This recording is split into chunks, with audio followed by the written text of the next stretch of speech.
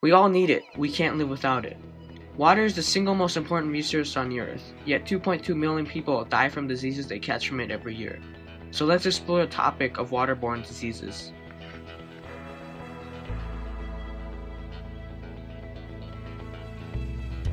Cholera. Cholera is a deadly type of waterborne disease that is caused by the Vibrio cholerae bacterium. 28,000 to 142,000 people are killed by cholera every year. It can kill in a matter of hours and be caught by anyone. It triggers diarrhea, which heavily dehydrates the body, often to the point of death.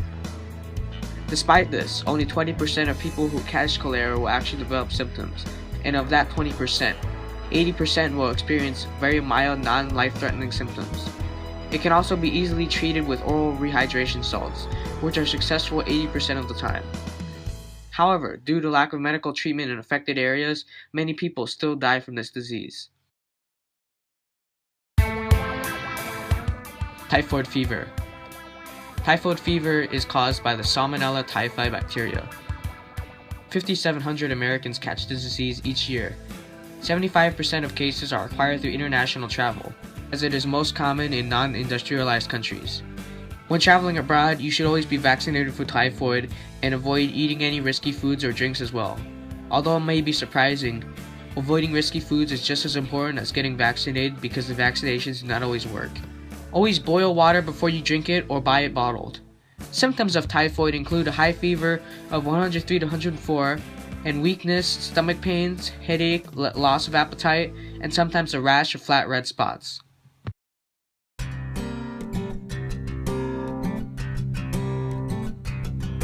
Guinea worm is a deadly parasite that is slowly being eradicated due to better access to clean water in remote African villages. The parasite is transmitted by drinking unfiltered water which contains fleas that carry the guinea worm larvae. Once inside the body, the larvae grow into full adult worms for the next year or so. They usually grow to about 60 to 100 centimeters long.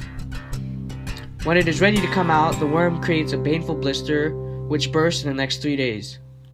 Putting the wound in water usually helps relieve the burning pain, but in remote African villages, it also contaminates water that more people will drink.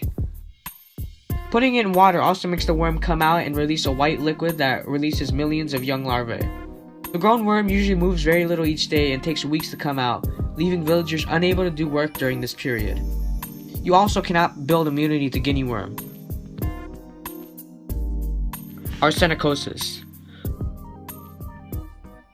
Arsenicosis is the result of drinking water contaminated with high levels of arsenic over the years. Arsenicosis can cause many diseases and cancers of the skin, lungs, kidney, liver, bladder, and other areas.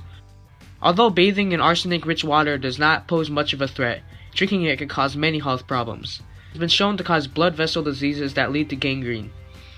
Arsenic in water is hard to track and report because symptoms do not appear for 5 to 20 years, and by then, a whole country may have consumed this water. And this is a problem that is not far from home. The World Health Organization reports that arsenic in water has caused a concern right here in the United States. These are just a few waterborne diseases, although there are many, many more. How safe are you from these diseases? Well, you're not completely safe, but the United States has some of the best water treatment methods in the world. Although there are occasional outbreaks, you are pretty safe from waterborne disease, as long as you don't drink untreated water.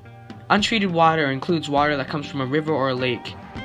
If you choose to drink water from a source like a river or a lake, make sure you boil it and filter it properly, and you should be safe from waterborne disease. If it's so easy to prevent, how come waterborne disease still kills so much in other countries? Many people do not have access to clean drinking water because they have to get water from natural sources like a lake or a pond, unlike here where you get it through pipes. And they do not have very good ways to treat this dirty water, which is why many are still killed by waterborne disease. The UN is currently trying to resolve the issue of clean water, but have not been able to meet the goals they have set. Their plan to reduce the number of people without access to clean water by 50% by 2015 is not estimated to be met for another 10 years. So in the meantime, what can we do to help stop the spread of disease and bring clean water to all? Well, charity organizations often do things like build dams, wells, and rain catchment tools that help third world nations receive water that is safe and clean to use. Donating to such organizations is an easy way to help, and you might save a life in the process.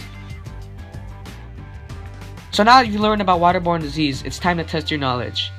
Click the link in the description or the tab right next to you to take our quiz on waterborne disease.